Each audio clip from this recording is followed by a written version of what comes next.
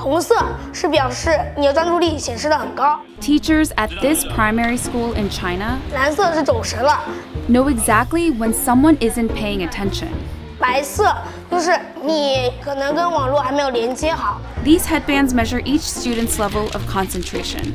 The information is then directly sent to the teacher's computer and to parents. China has big plans to become a global leader in artificial intelligence. It has enabled a cashless economy where people make purchases with their faces. A giant network of surveillance cameras with facial recognition helps police monitor citizens. Meanwhile, some schools offer glimpses of what the future of high-tech education in the country might look like.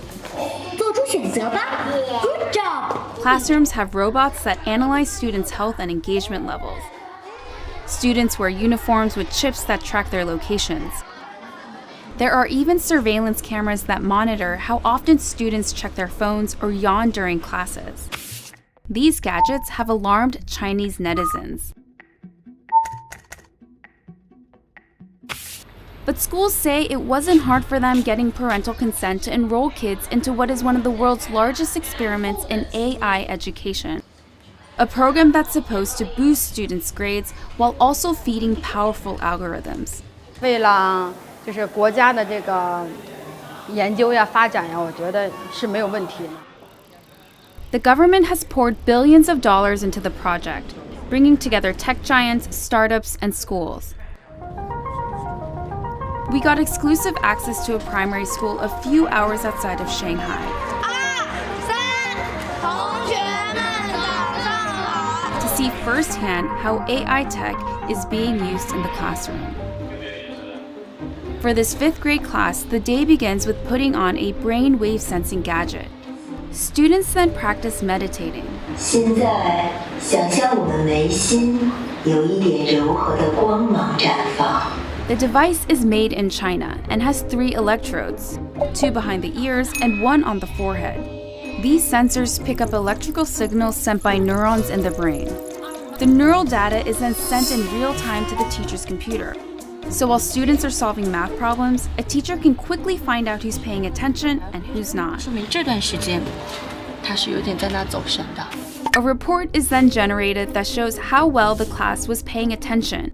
It even details each student's concentration level at 10-minute intervals. It's then sent to a chat group for parents. 就是他可以看到每个人的评分。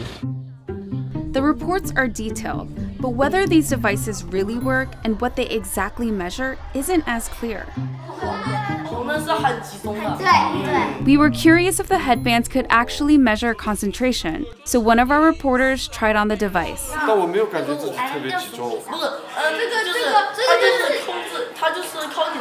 This is a new technology with still fairly little research behind it. Theodore Zanto is a neuroscientist at the University of California, San Francisco.